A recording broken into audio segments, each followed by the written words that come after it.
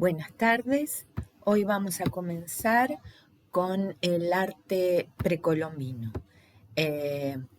Mal llamado arte precolombino porque en realidad nos estamos refiriendo a esas producciones visuales que realizó esta cultura antes del encuentro con los españoles y que las producían no con un sentido artístico, ¿no?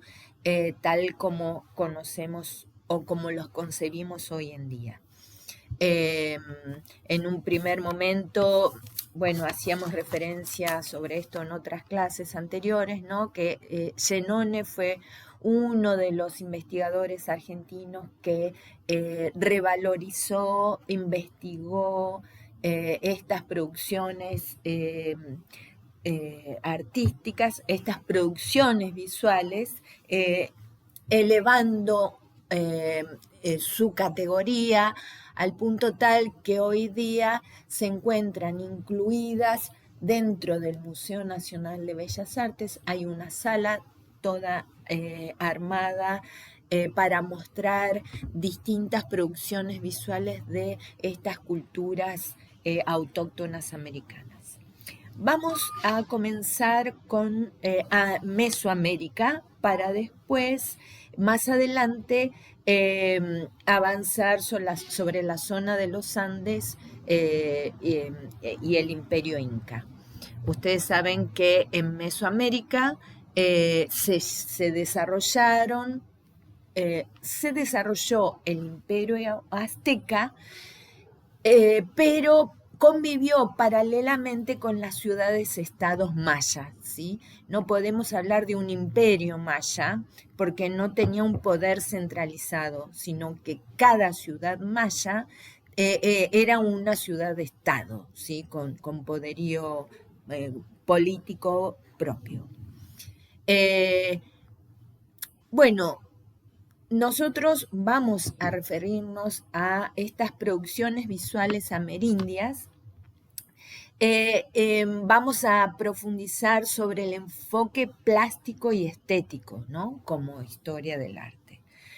Es decir, vamos a abordar estas producciones que se realizaron que fueron realizadas por estas culturas, abordando los distintos géneros plásticos como arquitectura, escultura, cerámica, pintura, dibujo y también textilería, o sea, el trabajo con los textiles, con las telas, orfebrería, con los metales y el arte plumario.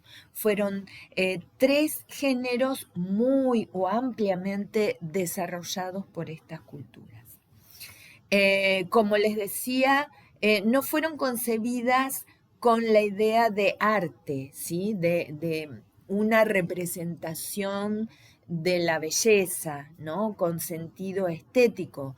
Un concepto bastante occidental, bastante europeo. Estas producciones eran obras de culto, es decir, obras que servían para ser utilizadas en ritos ceremoniales, en celebraciones religiosas, comunicarse con los dioses, ¿no? Es decir, que todas estas producciones visuales están sumergidos en mitos y dogmas. Pero para poder abordar este enfoque plástico-estético es necesario poder contextualizar históricamente y culturalmente a estas culturas. Ustedes han visto en Historia del Arte 1, dentro de lo que es las culturas americanas, seguramente abordaron el periodo formativo, es decir, en el momento en que los grupos nómades de las culturas, tanto mesoamericanas como andinas, se desplazaban de un lado hacia otro buscando alimento, hasta que llega un momento alrededor del menos 1500, o sea, 1500 antes de Cristo, hasta el 100, 200 después de Cristo, en que estos grupos nómades se establecen en un lugar dando forma o formando sociedades sedentarias agrícolas. Al, bueno, transformarse en sedentarias, se empieza a organizar la vida en comunidad, se empieza a distribuir el trabajo, los roles dentro de esta sociedad, y empiezan a aparecer el desarrollo de tecnologías para poder subsistir y para poder fabricar herramientas con que sembrar la tierra o con que ir a pescar o cazar, fabricar cestería, fabricar vestimenta, arquitectura para construir vivienda. Es decir, junto con el establecimiento de la sociedad en un determinado lugar, se empiezan a desarrollar un montón de tecnologías, una cultura compartida y una religión también, ¿no? Con la que se identifican. Este es el periodo formativo y que dentro de este periodo formativo se destacan a los olmecas, seguro que recuerdan esas grandes cabezas olmecas en Mesoamérica, o Chavín y Paracas en los Andes. A este periodo formativo le sigue un periodo clásico, que va desde el 200 después de Cristo al 800, 900 más o menos, y es el periodo de donde se empiezan a formar grandes civilizaciones, como es Teotihuacán en México, o la cultura maya, o la civilización nazca, o moche, Tiahuanacu, o chimú en la zona andina. En este periodo clásico, que se caracteriza por ser teocrático, ¿qué quiere decir? Que toda su organización social, política, estaba basada en la religión. ¿Sí? La religión organizaba la vida cotidiana y política de toda la comunidad. Es así que el jefe supremo, ¿sí?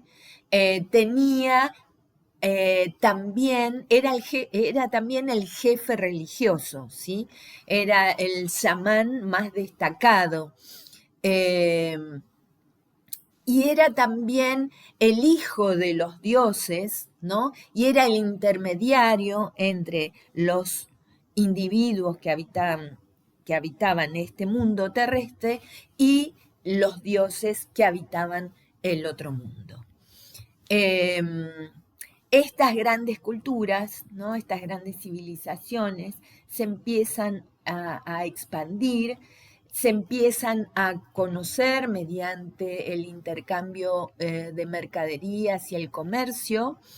Hay pobladores de otros pueblitos cercanos que peregrinan a estos grandes centros religiosos y ceremoniales, considerados lugares sagrados. Y es así que, y por otro lado, estos asentamientos, esta producción agrícola hace que la población crezca, crecen los productos de intercambio, se fomenta el comercio y estas grandes civilizaciones empiezan a competir entre sí y empiezan a militarizarse. Es decir, empiezan a conquistar pueblos primero cercanos y después más lejanos, con el objetivo de ampliar su poderío político y económico sobre la religión, sobre la región, imponiendo su religión, y tener más mano de obra, más materiales para comerciar y y también poder tener más tributos, o sea, pago de impuestos, ¿no? Este periodo es en el periodo en el que se forman estos imperios, el imperio azteca o mexica en Mesoamérica y el imperio inca en la zona andina. Abarca más o menos del 900 después de Cristo hasta el 1542, que es la fecha en que los españoles llegan a nuestro continente americano. Este es el periodo posclásico, se caracteriza por ser militarista, ¿no? Por esta característica de expandirse territorialmente, económicamente, de conquista, y es el periodo en el que nosotros nos vamos a ubicar. Como les decía antes, el arte no es concebido desde una visión estética o con una función estética, sino que la función era mística, era una obra de culto, era un puente entre los individuos terrestres que habitaban este mundo y los dioses, ¿no? Como puse acá, es transmutar, es darle forma a una manera de pensar, a un pensamiento mágico, ese pensamiento mágico, darle forma y crear una producción visual, ¿sí? Y estas producciones visuales tenían una estética propia, ¿sí? Características propias, una manera de trabajar la materialidad, unas técnicas propias, una materialidad propia, pero también pautas compositivas que ya estaban preestablecidas y eran propias de esta cultura. Decimos que tiene una semiótica trascendente. ¿A qué me refiero con esto? Semiótica es la ciencia que estudia los signos, ¿no? Los lenguajes compuestos por signos. Bueno, estas culturas tenían un conjunto de signos, ¿sí? Que servían como comunicación entre lo terrestre y los dioses, ¿no? Por eso decimos que es trascendente. Estos signos no eran escritura tal como la conocemos nosotros, pero sí había ciertas iconografía o simbología particular, tipo jeroglífico, que era una manera de registrar fechas, acontecimientos, nombres, sucesos. Y obviamente se plasma en los distintos géneros plásticos. Bien. Es importante conocer su cosmovisión para poder entender y valorar y reconocer la belleza de estas producciones visuales. Como hablábamos al principio del año, es hora de ponernos estos nuevos anteojos para poder mirar con ojos que no sean europeos estas producciones visuales. Esta cosmovisión es la manera de entender el mundo, la religión, sus orígenes, sus antepasados, y esta manera de entender el universo se mezcla con el estudio de la astronomía, ¿sí? De la naturaleza, y que se mezcla también con mediciones geométricas con mediciones y formas geométricas que dan lugar a lo que se llama una geometría sagrada, que era las normas preestablecidas para hacer estas producciones visuales. Es decir, que esta cosmovisión, esta manera de concebir el universo, ¿no?, se va a traducir en una geometría sagrada, es decir, normas preestablecidas para dar forma a estas producciones visuales. Como dijimos, se tratan de sociedades agrícolas, ¿no? Y dentro de estas semillas que sembraban, los vegetales, las plantas más importantes eran el zapallo, el ají, pero sobre todo el maíz, ¿sí? Ellos tenían un método de raza, tala y siembra, ¿no?, que consistía en,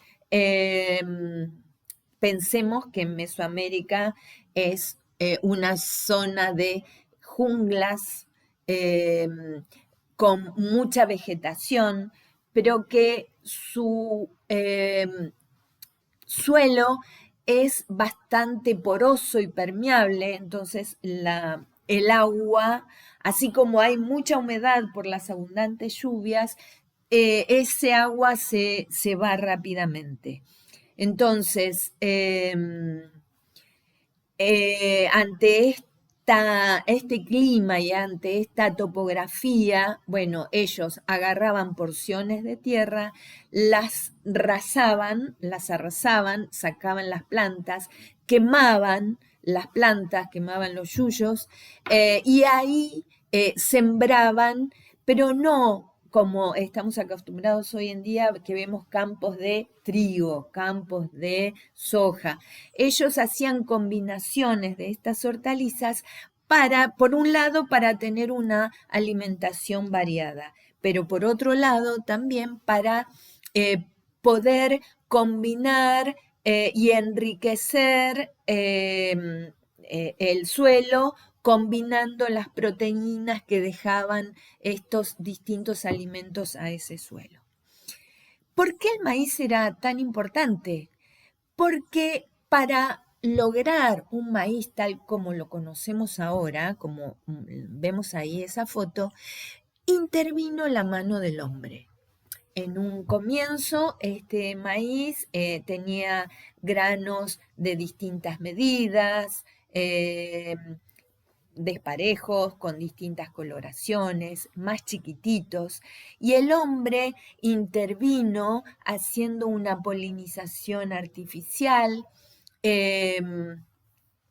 para lograr esta planta que les brindaba todo, porque la comían así, pero también hacían harinas, y con esas harinas hacían un montón de alimentos. Bueno, saben que sale el aceite también, ¿no? Era una planta que para ellos muy importante, tan importante que era como una deidad, tenían el dios maíz. Incluso cuando nacían, a los bebés se les asignaba, les daban un paquetito con unos granitos de maíz, ¿no? Como que eran la siembra de una vida próspera para que tenga ese bebé a medida que iba creciendo, y que a su vez era como después y él iba a sembrar en sus propios espacios, ¿no? Ellos vivían de manera mancomunada, agrupados en aylus, ¿no? Eran sociedades ubicadas en un determinado espacio, pero eran como grupos familiares que se iban agrandando.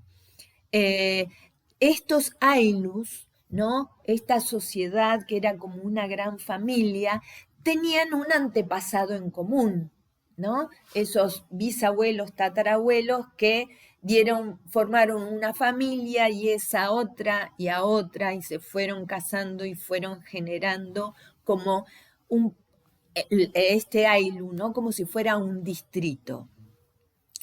Y así como vivían de manera comunitaria y organizados, donde cada uno tenía un trabajo, un rol asignado, todos trabajaban para el bienestar de todos. Había comunidades que se especializaban en la textilería, otros se especializaban en tejer cestas, otros en hacer cerámica, ¿no? Y eran esos conocimientos que se iban heredando de generación en generación.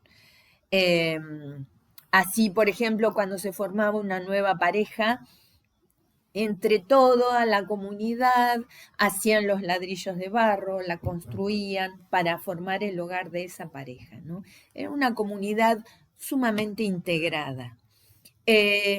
Pero así como su comunidad, ese Ayllu, estaba integrado y trabajaba de manera colaborativa, el universo entero era también concebido como una gran máquina donde cada engranaje está articulado con el otro, ¿no? Entonces, esta representación de su comunidad era trasladada al universo entero, ¿no? Y en donde si los humanos se portaban mal con la naturaleza se enojaba y manifestaba su enojo con inundaciones, con grandes lluvias, o si un volcán hacía erupción, era en reacción a algo que había hecho los humanos. Es decir, si el sol y la luna estaban también, eran dos partes opuestas necesarias una de la otra, que dan lugar al día y a la noche, ¿no? O las estaciones del año, ¿no? Una seguida de la otra, y es necesaria que termine una para empezar la otra, y así sucesivamente. El universo entero es una gran máquina toda articulada.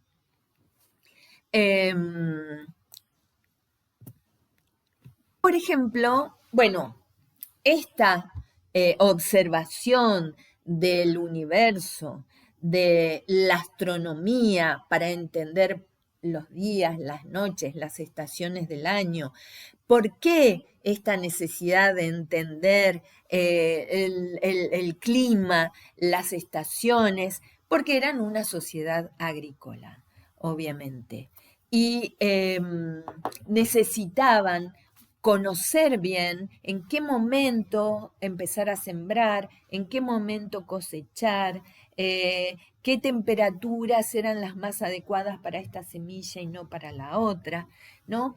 Es decir, que por eso fueron grandes observadores de la astronomía. Sobre todo, los astros que seguían y conocían eran, bueno, el Sol, la Luna y Venus, el planeta Venus. Lo que les presento acá es la gran rueda calendárica maya, ¿sí? Que es la expresión de la importancia que le daban al tiempo, ¿no? Y fíjense que está representado en círculos, porque ellos concebían al tiempo de manera cíclica, ¿no? Todo tiene un comienzo, pero tiene un fin para volver a enseñar, para volver a nacer. Es decir, que no se sabe dónde empieza o dónde termina, ¿no? Porque es un constante, un eterno continuo, ¿no? Como el día y la noche, como el invierno, la primavera, el otoño y el verano, ¿no? Es un constante, ¿no? Como si fuera un círculo que se repite. A diferencia de la civilización occidental europea, ¿no? Que concibe el tiempo de manera lineal. Todo tiene un principio, que es cuando se nace, y tiene un final, que es cuando se muere. Y ya está, se terminó. Aquí no.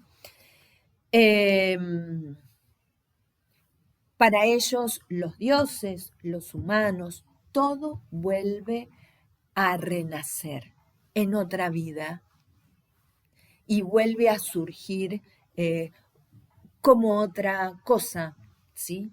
Pero continúa. Por eso los antepasados estaban presentes en piedras, en el agua,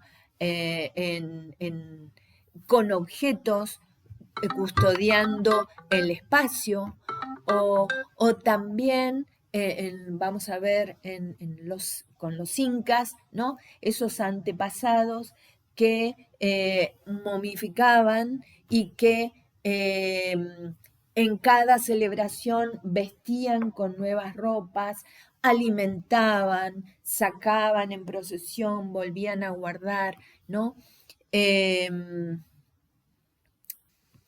Porque no terminaba su vida con la muerte anatómica, ¿no? Sino era seguir viviendo en otro estamento de otra manera.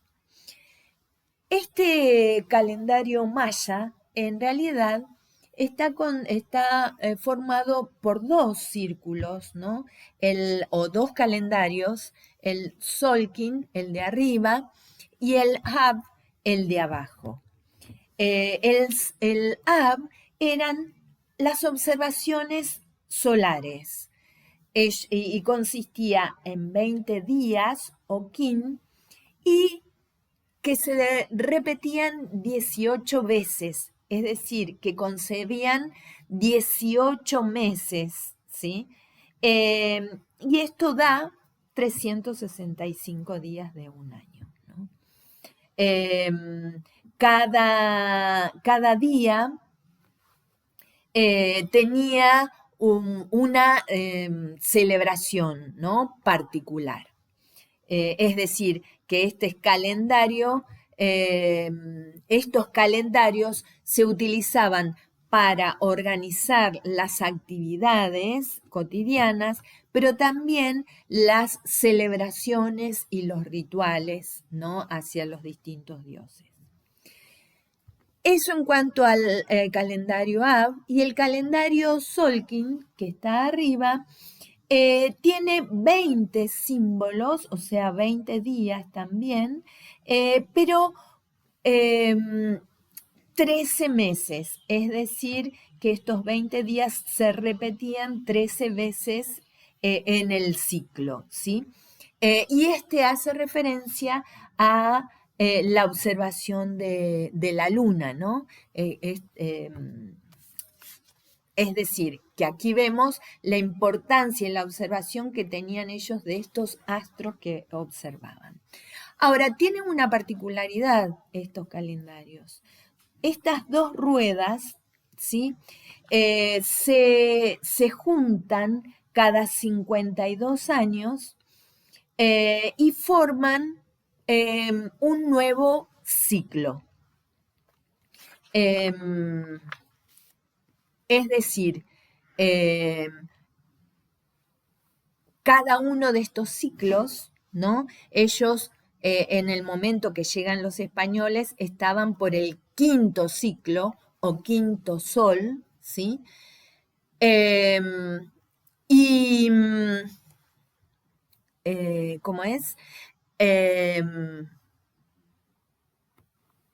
No, es que me estoy confundiendo, no eran cada 5.200 días se produce un ciclo, ¿sí?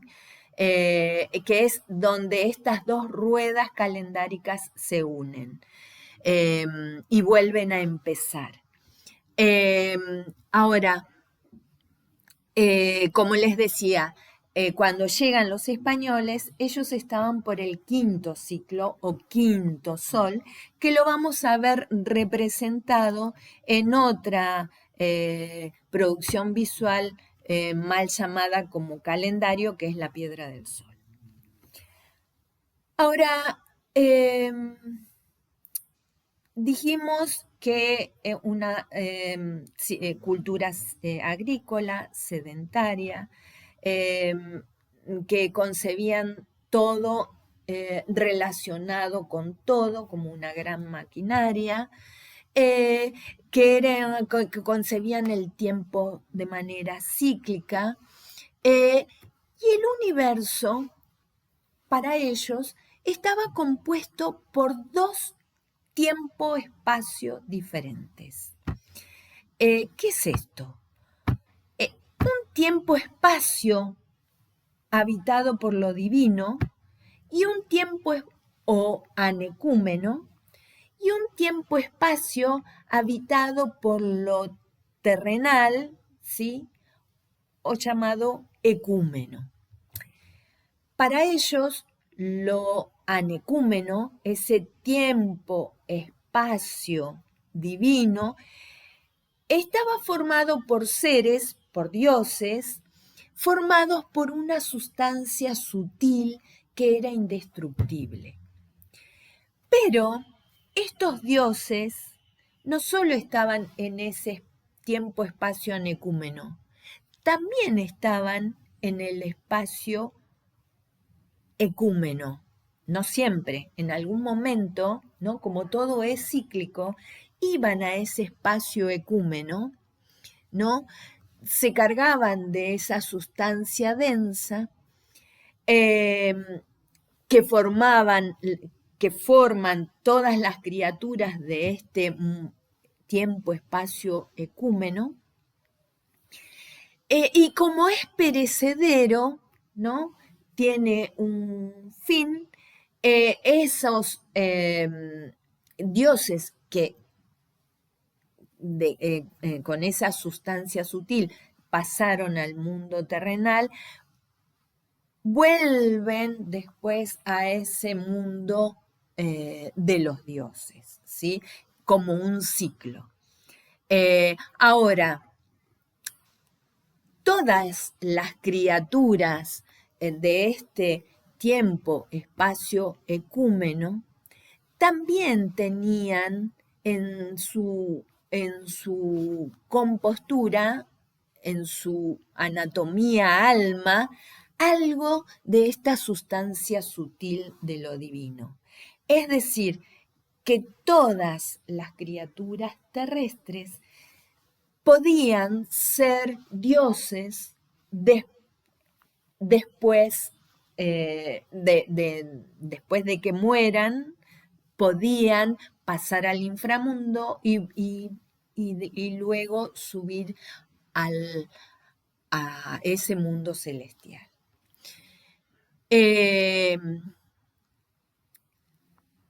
Un claro ejemplo es, por ejemplo, el día y la noche, ¿no? El día y la noche, el sol y la luna, dos personajes divinos, dos dioses compuestos por esta sustancia sutil que están en lucha constante, ¿sí? En el inframundo. El sol vence a la luna, vence a la oscuridad durante la noche y surge durante el día por el este. Se desarrolla, alcanza su plenitud, se desgasta por ese cansancio de la lucha que ha tenido con la luna y muere. Y en ese morir, se encuentra con la oscuridad nuevamente con la que tiene que luchar y vencerla para volver a salir, ¿no? Es un juego de rivalidades todo el tiempo Y que en esa lucha constante es necesario alimentar a esos dioses para tener energía para vencer en la lucha. Ahora, este sol aparece en la tierra, después va al inframundo y desaparece. La oscuridad aparece en la tierra, después se la traga al inframundo. Vemos que se pone en el horizonte y vuelve a nacer. Es decir, que todo nace, lo vemos por el horizonte nacer, pero se pone por el horizonte. Todo nace y muere, ¿sí? Y en ese paso por la tierra, esos dioses conviven, ¿no?, con las personas. Es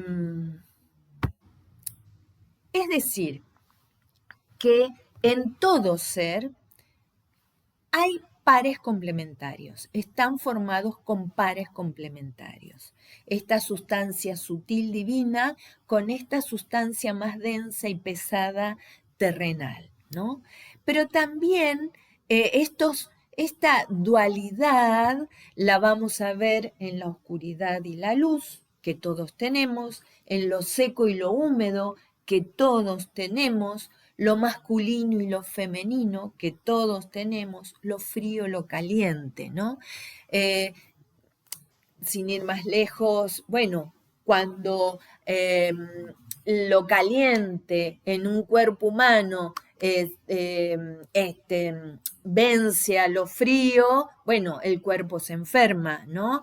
Y necesita restituirse, necesita alimento, necesita vitaminas, necesita medicación para poder encontrar ese equilibrio, ¿no?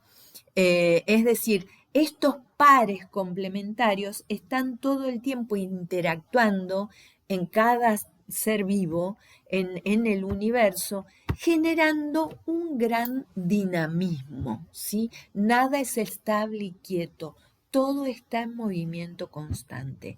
Y este gran dinamismo es lo que produce estos ciclos de vida, muerte, de luz, oscuridad, ¿sí? Como puse ahí abajo, siempre hay una parte dominante que se desgasta en esa lucha, en esa interacción, y pasa a ser dominado por el opositor, y así van variando los roles en un ciclo permanente. Obviamente que todo este conocimiento era parte de esta cosmovisión y parte de su religión, ¿no? Esta religión y este conocimiento que lo tenían los sacerdotes, los chamanes, que pertenecían a esta nobleza, ¿no? Que tenían el conocimiento de la astronomía, de la geometría, de la naturaleza, y eran los creadores de los mitos, ¿no? De los rituales, eran los intermediarios entre lo terrenal y lo divino. Eran quienes establecían las mediciones y las técnicas y de qué manera confeccionar estas producciones visuales, en qué momento hacer los rituales, dónde ubicar los templos, no se ubicaban en cualquier lugar. Es decir, que eran los que tenían el saber y el conocimiento para generar esta producción visual. En conclusión, podemos decir que en cuanto a su cosmovisión, estas culturas mesoamericanas creen que el mundo está fuertemente animado, es decir, todo tiene vida propia, ¿sí?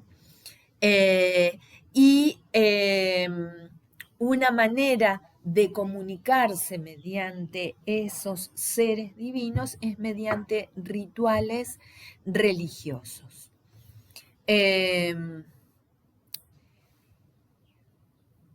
Eran sociedades agrícolas, como dijimos, que rendían culto a la naturaleza y a los astros, pero también a sus ancestros, ¿sí? Que eran quienes originaron, ¿no? Este Ailu, esta comunidad, y que estaban todo el tiempo protegiéndolos con ellos. Como dijimos, era muy importante el maíz, pero también tres animales. Animales, uno representante de un hábitat distinto, que para ellos el universo estaba compuesto por tres mundos. Uno, el mundo terrestre, eh, otro el inframundo, ¿sí? Debajo de la tierra, y otro el mundo celestial, ¿sí? O de los cielos, donde estaban las divinidades. Y entonces veneraban al jaguar puma como el animal más fuerte, más sigiloso, que tenía la propiedad de ver en la oscuridad, de tener esas garras que lo hacía invencible, ¿no? O veneraban a la serpiente, este animal perteneciente al inframundo por esa capacidad de enterrarse, sumergirse y salir, ese animal que avisa cuando se produce un terremoto o un desequilibrio en la naturaleza, que muda la piel y sigue viva, que se defiende y ataca, o el quetzal para los mesoamericanos o el cóndor para los incas, ¿no? Esas aves grandes, coloridas, que pueden viajar a gran altura, ¿sí? Y comunicarse con los cielos. Estos elementos para ellos eran muy sagrados y los chamanes adoptaban cosas de estos animales porque ya sea su piel, sus garras, las plumas de las aves, los colmillos de las serpientes, porque era una manera de que estos animales le transfieran estas características que ellos tenían, haciéndolos más poderosos. Entonces, también dijimos que concebían al universo como un todo, donde cada elemento está asociado a los demás. Todos los seres están formados por opuestos complementarios. Por eso es importante el número 2 y en consecuencia el 4 como múltiplo de 2, ¿no? Estas culturas ya conocían la cruz, pero la cruz no con la misma significado que los cristianos, sino la cruz marcando los 4 puntos cardinales. Dijimos que concebían el tiempo como un ciclo, ¿sí? Donde todo se repite y este movimiento constante de los opuestos generando estos ciclos hace que todo sea muy dinámico, nada sea estático. Dijimos también que había fuertes vínculos sociales en la sociedad, una sociedad colaborativa donde todos participan, donde no hay un individuo que se destaca sobre otros, salvo el jefe que tenía el poder político y religioso. Y si era una sociedad muy estratificada, ¿no? Donde teníamos una nobleza, de donde salía esta clase gobernante, militar y religiosa, y luego el pueblo, ¿no? Trabajador, que participaban en el trabajo de la tierra y en la producción de las artesanías y las artes. Y luego había esclavos que hacían trabajos más pesados o servían para sacrificios que eran obtenidos de los enfrentamientos bélicos. Y acá destaco la palabra reciprocidad.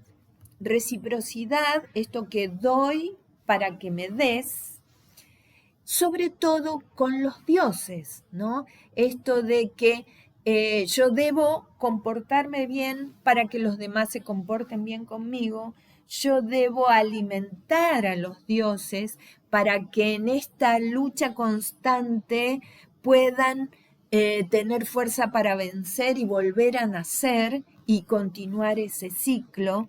Y en la medida que yo alimento a estos dioses para que puedan seguir viviendo, los dioses me bendicen, me benefician con lluvias, con buenas siembras, con salud, con prosperidad, ¿no? Con bienestar común. La reciprocidad entre los humanos, pero entre humanos y dioses, es un concepto esencial en esta cosmovisión. Y con esto terminamos este primer videito, ya les comparto otro.